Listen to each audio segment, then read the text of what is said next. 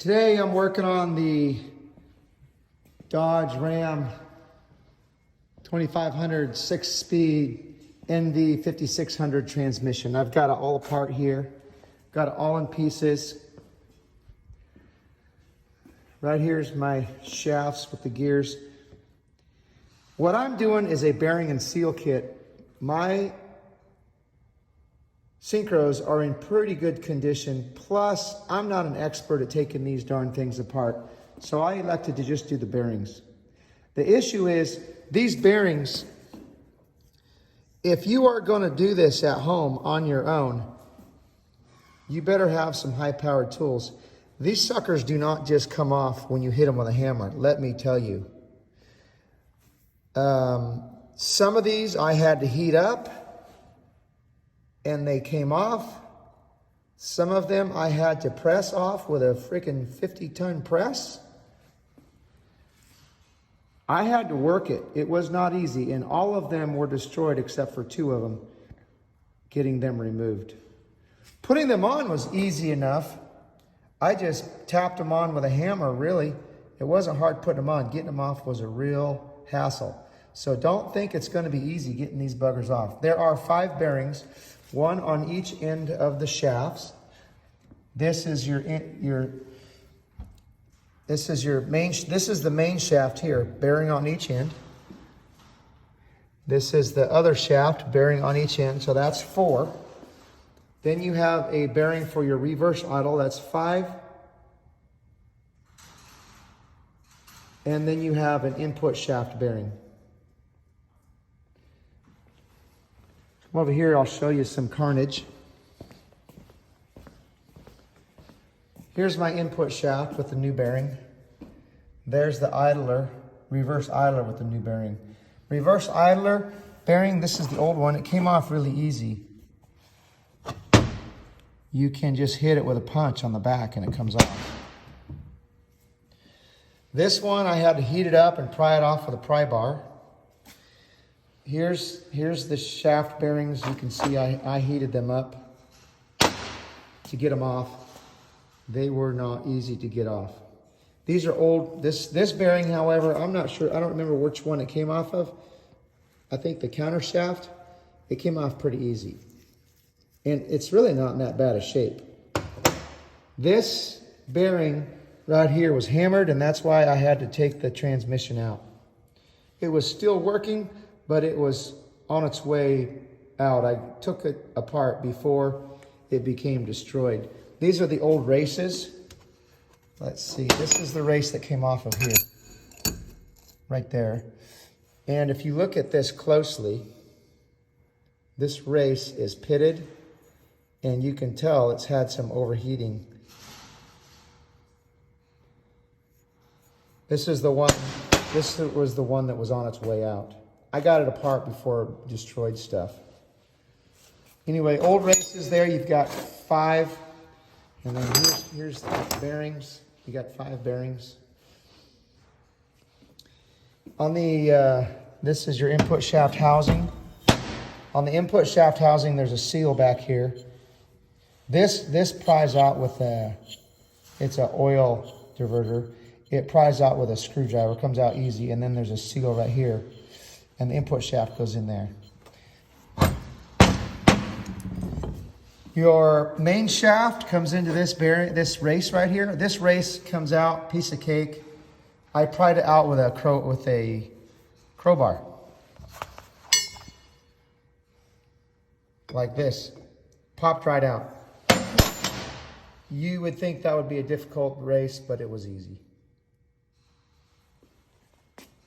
All of the races came out real easy. These 2 came out of the case. These 2 came out of the bell housing. This one came out of maybe the main shaft. I can't remember all of which came out of what. But the races were really easy. So don't cheat yourself on races, for sure. Right here's the case with the new races in. Biggest problem with putting these races in is it's deep down in there, so you need something long. I use this guy.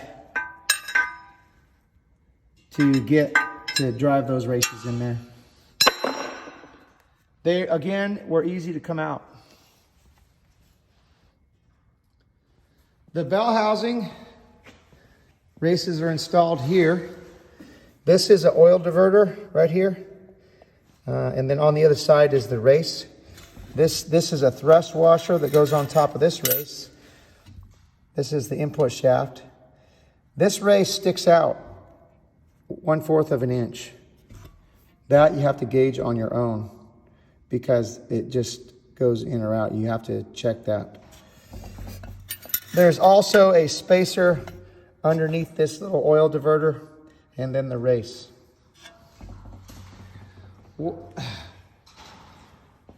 Right here is some rear stuff. I still have yet to install these 3 little guys and these 3 little guys. Those are my first gear springs. These are the ones for reverse. I still have to install those, which I'm going to do here in a minute. I got a new one of these. This is your reverse bearing. I got a new one of those. First gear shifter, or no, I think that's the reverse shifter. Anyway, I'm making this video for you to let you know that you're gonna need, if you try to do this without a heavy press, you're gonna have a lot of trouble. I would not suggest even attempting this project without a heavy duty press. This is the unit all pretty much buttoned up. Just putting in the tail housing here. I just want to say a few things. On the shift rails, what I ended up doing when I installed those, and I'll post a few pictures here too, is that I actually stood them up dry without any shaft inside of them, and I figured out how they went. The shift rails are the most difficult part of this project, trying to align them correctly and getting them to where they're supposed to be. When you put the shift rails in, all of your gears have to be in neutral. That means the collar is in the middle. The collar is this guy right here. I don't know how well you can see that, but this is the reverse collar. The collar has to be in the middle. Make sure that all 3 of your shifters are in neutral. When you're looking at it, the top one is gears 5, 6. The middle one is gears 3, 4, and the bottom one is gears 1, 2. Make sure those are in neutral, and then your shifters will go together. And make sure you take lots of pictures and take a look at how it interlocks. There's a lobe on the primary shifter. I'll post a picture on it. This lobe has to be free.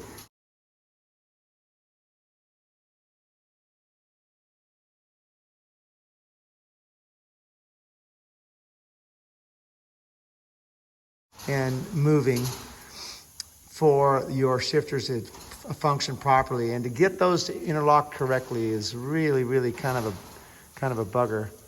And again, I'll post some pictures. And when you take this apart, take pictures of the inside of the lobes, the inside of the shifters. Mostly I believe it's right in here.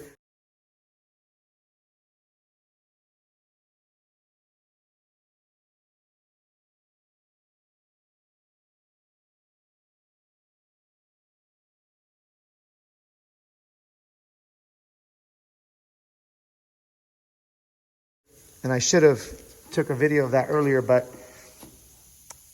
the lobes that move the shift connectors is where the hang up is when you put those shifter forks in there. And I'll post some pictures for you. But that lobe has to be free moving. And if it's not, then you've got a problem. Okay, now this is the tail assembly. And you can see, I'm just going to show you here. So this right here is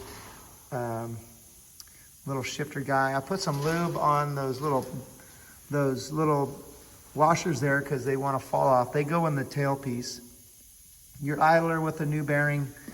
This is your counter shaft, and it's got a thresh washer on it. This guy, it's got this 250 foot-pounds here. You got to figure out how you're going to hang on to the shaft and tighten this up. I used a pipe wrench on the nut, and I actually put a channel locks on the shaft with a rag over top of the splines to get it tight. Your shift rails are right in here. Your shift rails, these are all shift rails. They're going to come right into the case when you lower the case down. Next thing I'm going to do is I'm going to work on this tailpiece. I'm going to replace this seal here. And there's also a race on the inside. I'm going to replace that race. Going to do that next. Can you use your free hand to do this one real quick so I can get the ball bearing? You guys need a rubber band on there. No, we don't. Yeah, you do. No, we don't. Catch up. You got it? Yeah. Okay. Where's the...